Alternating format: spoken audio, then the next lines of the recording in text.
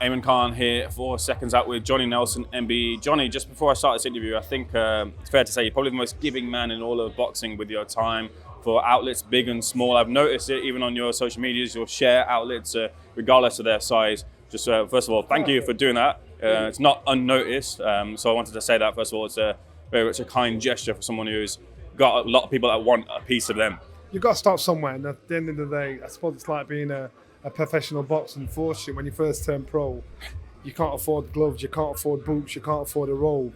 But it's when you're successful, companies want to give it you. And I'm like thinking it's back to front. So how can you expect the world to be a happy place if you're not going to help people get in a better place? So to me, that's just how I'm brought up. That's how we're brought up. Very well said, and very kind gesture, like I mentioned there. Let's get into the boxing talk. Look, a lot of talk has kind of been said about the two fighters, but what about the two men in their corner? Two battles, very experienced men. How much of a factor is their guidance going to be in between rounds? Well, the polar opposites, aren't they? Because Joe Gallagher, you can't stop talking or keep talking, and you give him a mic, he'll stay there an hour. Whereas Ron McCracken does not want to talk. He doesn't want to be in the limelight. He's like Charlie out of Charlie's Angels. Only a few people have seen him, but they're very experienced in regards to how they understand the fight game. They're submerged in boxing. Historically, they understand boxing. They understand boxers, and so they're not easily dragged along with the common facts of what everybody else is saying. They won't do that. They won't play that game. And so I think Robert is in a better position because he has the inside track on every elite fighter that's going, and on both fighters, so he knows the strengths and the weaknesses. Common sense tell you this: the only thing you can't buy, borrow, or pretend to have is experience. Natasha has that, and so Lauren's got to go in there and try and use her youth, her pace, to try and just edge out that plus that works for Lauren. And it will be hard. It's not going to be an easy one, but that's what Lauren has to do. But with Natasha, as long as Natasha controls the pace, she wins. If she doesn't control the pace, she loses. It's that simple. One's 40 years old, one's 30 years old. It doesn't matter who you are. You cannot beat time. You cannot control time. So your pace is going to slow down. Your speed, your reactions are going to get slower. This is going to happen naturally. So therefore, as you get older, you don't train like you did when you was 20 years old because you're going to be shattered. It takes you 2 weeks to get over it. So you've got to compensate. So I think there's time is everything. And so it's the time of this fight. Will it work in Lauren's favour, or will it be a downfall? How much do you read, and how much can a fighter in Natasha Jonas read from this story that Lauren Price has recently dropped in sparring? You know what? If I whisper something to you now, and I get you to whisper it to somebody else, and to somebody else, it becomes true. I don't believe it, and I'm quite sure. I've not actually heard it out of Natasha's mouth. I've heard it out of Joe's mouth. You know what I mean? So what I'm saying is, if you it's Chinese whispers, and you know what, it means nothing. I got dropped 3 times in sparring. I got dropped by a novice in sparring, and so it means nothing. It means absolutely nothing. What did you make of Joe's mic drop moment last night? Yesterday? Is he fair in saying that maybe the written kind of conversation about Lauren Price is a little bit overhyped? Yeah. Listen, you'd love to have somebody so passionate in your corner, working with you rather than against you. Enjoy doing that, and I totally get that. But also, Joe's going to be one of those mischievous children. You give him a microphone, that's what he's going to do. He's going to do and say whatever he wants. I get it. I totally get it. But I also understand the frustration of I've never heard anybody say she's a female version of Usyk. I've never heard those things. But I personally think Joe didn't want this fight. Maybe it's because there was something more lucrative down the line. But I personally think Joe didn't want this fight.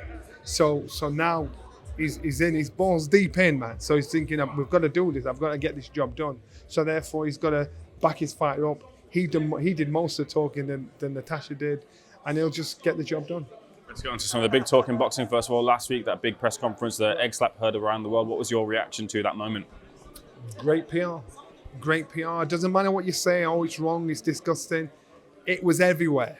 So Eubank Jr. decided you had to listen to what he said before it happened.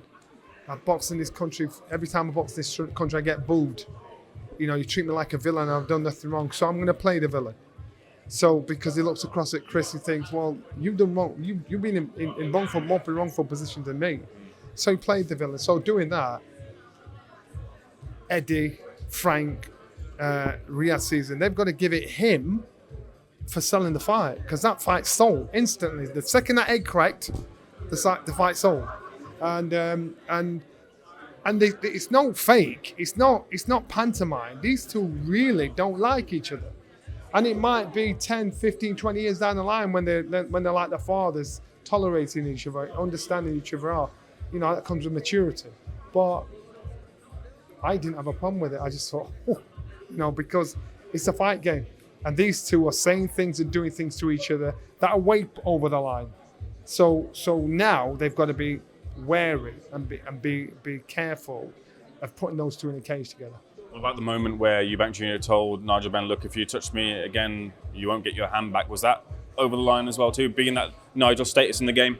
Well, you know what? You at the end of the day, you've got to respect your elders. You've got to do that, but you also got to respect yourself.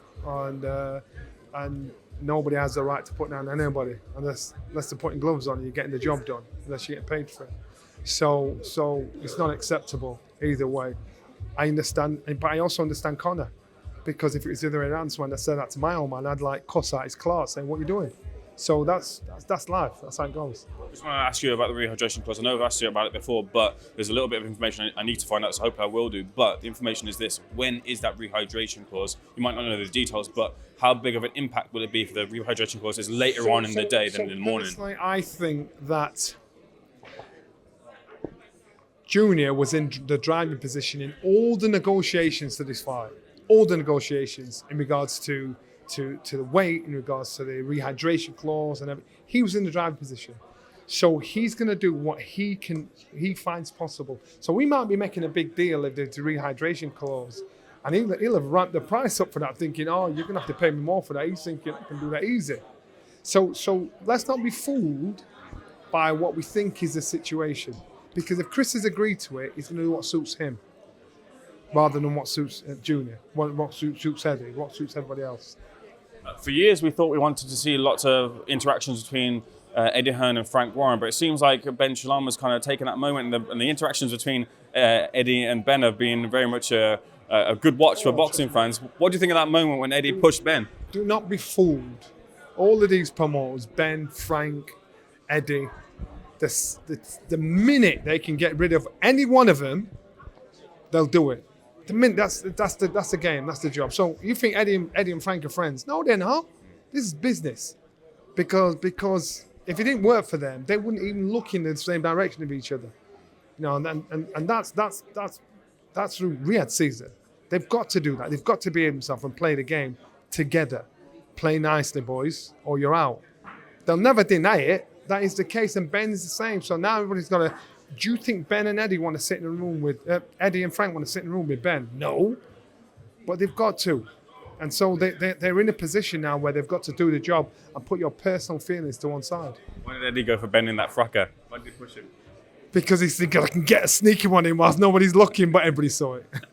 Johnny, pleasure. Thanks for being in Seconds Out. Much appreciated. Good man.